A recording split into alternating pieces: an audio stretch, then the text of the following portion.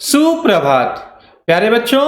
एक बार मैं पुनः आपके समक्ष उपस्थित हूँ कुछ नए नए रोचक तथ्यों की कुछ नई जानकारियों के साथ। जैसा कि आपको विदित है कि हम और आप आजकल अध्ययन कर रहे हैं जनसंचार के माध्यमों का, तो आइए आरंभ करते हैं आज के पठन पाठन का सिलसिला और चलते हैं उस ओर जहां से हम और आप आज अध्ययन करेंगे एक नए विषय का। आज का हमारा नया विषय है विशेष लेखन। जी हाँ प्यारे बच्चों, लेखन की प्रक्रिया चल रही थी, यानी जनसंचार के माध्यम में हम कैसे खबरों को लिखते हैं, उस लेखन की प्रक्रिया का ये विशेष लेखन जो पाठ है ये काफी महत्वपूर्ण पाठ है। इसको पढ़ने से पूर्व हम ये जान लें कि हमने आपने कल के अंक में क्या सीखा था। तो कल के अंक में हमने आपने संपादन जाना था। संपादन से हमारा तात्पर्य कि किसी भी विचार, घटना या रिपोर्ट को जब भी हम लिखते हैं तो उसको त्रुटि रहित करने की जो प्रक्रिया है वो संपादन की प्रक्रिया कहलाती थी।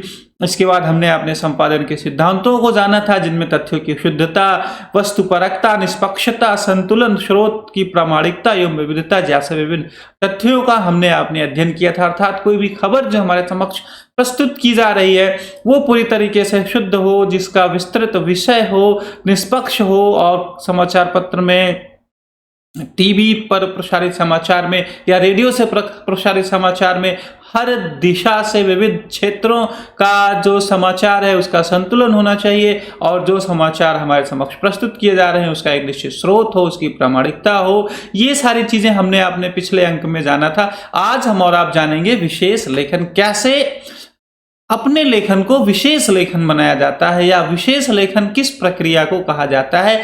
विशेष लेखन से हमारा तात्पर्य है कि सामान्य लेखन से हटकर किसी विशेष विषय पर किया गया लेखन विशेष लेखन कहलाता है। अर्थात किसी खास विषय पर जो लेखन किया जाता है वह लेखन विशेष लेखन कहलाता है। और पत्रकारिता की भाषा में इसी विशेष लेखन को बीट भी कहते हैं। यहाँ से आपसे दो प्रश्न पूछा जा सकता है, दोनों का उत्तर आप एक तरीके से लिख सकते हैं। बीट किसे कहते हैं इसका उत्तर भी आप यही लिखेंगे और विशेष लेखन किसे कहते हैं इसका उत्तर भी आप यही लिख सकते हैं। जैसे मैंने विशेष क्षेत्र की बात की, अब देखिए उन क्षेत्रों का उदाहरण जैसे खेल, फिल्म, विज्ञान, व्यापार आदि विशेष क्षेत्र से संबंधित के जो लेखन होते हैं इसके अंतर्गत आते हैं। जैसा कि यदि आपने समाचार पत्र देखा होगा तो उस समाचार पत्रों में खेल के से, फिल्म से, विज्ञान से, व्यापार से, विविध क्षेत्रों से जो अलग अलग सूचनाएं, अलग अलग घटनाएं जो प्रकाशित होती हैं ये कहीं न कहीं विशेष लेखन का एक अंग होती है, विशेष लेखन का एक हिस्सा होता है। विशेष लेखन कहाँ किया जाता है, इसके लिए वह कौन सी विशेष परिस्थिति है जिसके कारण विशेष लेखन का निर्माण किया जाता है। विशेष लेखन हेतु एक विशेष किस्म की डेस्क का प्रयोग किया जाता है, जो संचार की भाषा में डेस्क जिसे कहा जाता है। और वहां से एक नंबर का प्रश्न कभी कभी आता है कि डेस्क से क्या अभिप्राय है या डेस्क किसे कहते हैं। तो डेस्क से आप समझिएगा कि समाचार पत्र, टीवी और रेडियो के लिए किए जाने वाले विशेष लेखन। एक बात ध्यान दीजिएगा, लेखन नहीं, विशेष लेखन से हमारा मतलब है कि यानी जो खबरों का विशेष लेखन होता है उस विशेष लेखन के लिए एक विशेष स्थान होता है और वह विशेष स्थान एक डेस्क कहलाता है।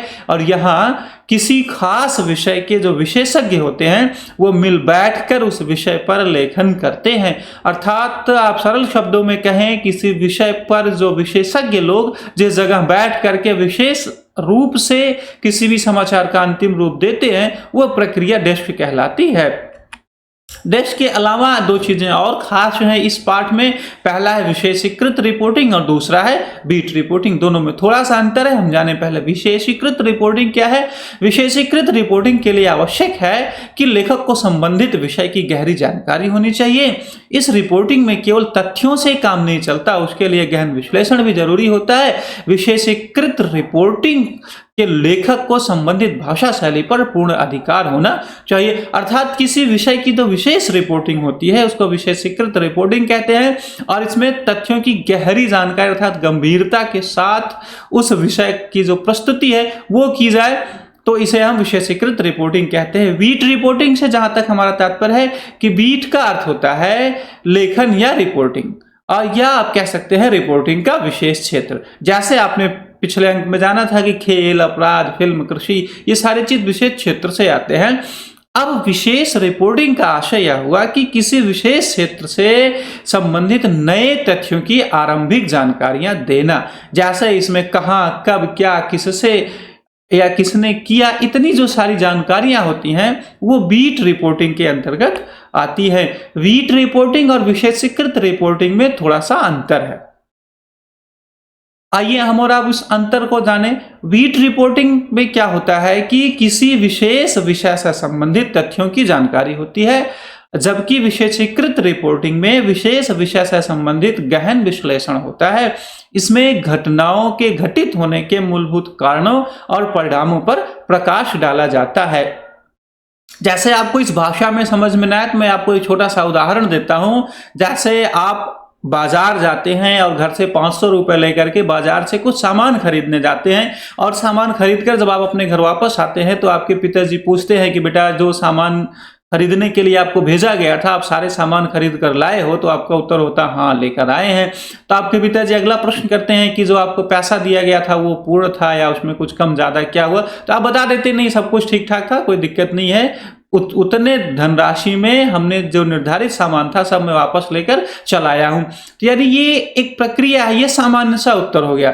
इसके बाद पिताजी का दूसरा प्रश्न आपसे ये आ सकता है कि बेटा जो मैंने 500 रुपए दिए थे सामान लाने के लिए, आप उस सामान को और उस सामान की लिस्ट को मेरे सामने लाओ, मैं एक एक को मैच करूंगा कि कौन सा सामान कितने पैसे का लिया आपने और आपके पास कितना पैसा शेष बचा। इस उदाहरण के माध्यम से मैं आपको यह बताना चाह रहा हूं, जो पहली जानकारी है उसमें सामान्य जानकारी होती है जिसे आप बीट रिपोर्टिंग कह सकते हैं, और जो दूसरी बार की जो प्रक्रिया है जिसमें लिस्ट और नंबर के साथ सब मैच करने की बात है, ये आपकी विशेषीकृत रिपोर्टिंग। बस थोड़ा सा अंतर इस बीट रिपोर्टिंग और इस विशेषीकृत रिपोर्टिंग में है। इसके अलावा एक और छोटा सा प्रश्न बनता है कभी कभी संवाददाता और विशेष संवाददाता में अंतर का।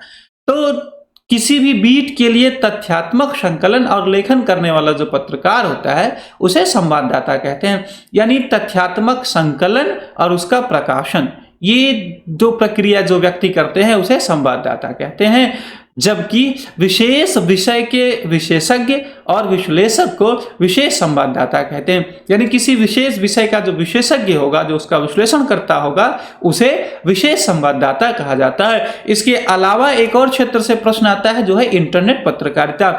जैसा कि इसमें विशेष बताने की आवश्यकता नहीं है, इंटरनेट की उपयोगिता क्या है आज के इस भौतिकतावादी युग में हम और आप बिल्कुल अच्छी तरीके से जानते हैं। आप इसको बड़ी सहजता से लिख सकते हैं। आज कंप्यूटर की सहायता से इंटरनेट यानी विश्वव्यापी अंतर्जाल पर समाचार प्रकाशित किए जाते हैं। इस पत्रकारिता के अंतर्गत जो भी कार्य किए जाते हैं, इसकी एक खास तथ्य है, वो सब इंटरनेट माध्यम के जरिए ही किए जाते हैं।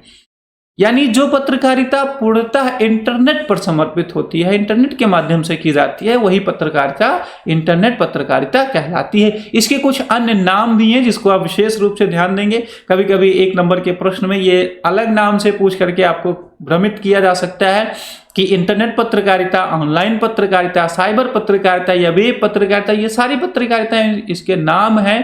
इस पत्रकारिता में मुद्रण पत्रकारिता भी होती है, रेडियो पत्रकारिता भी है और टीवी पत्रकारिता भी है। अर्थात हम कह सकते हैं कि शब्द, ध्वनि और दृश्य, ये तीनों का प्रयोग इस इंटरनेट पत्रकारिता में व्यक्ति सहजता से देख सकता है। इसकी एक सबसे खास विशेष योग्यता ये है, इसकी विशिष्ट विशेषता आप कह सकते हैं ये है कि इस पर जो प्रसारित होने वाले समाचार हैं वो हर 2 घंटे बाद संशोधित या संवर्धित, अर्थात आप कह सकते हैं अपडेट होते रहते हैं।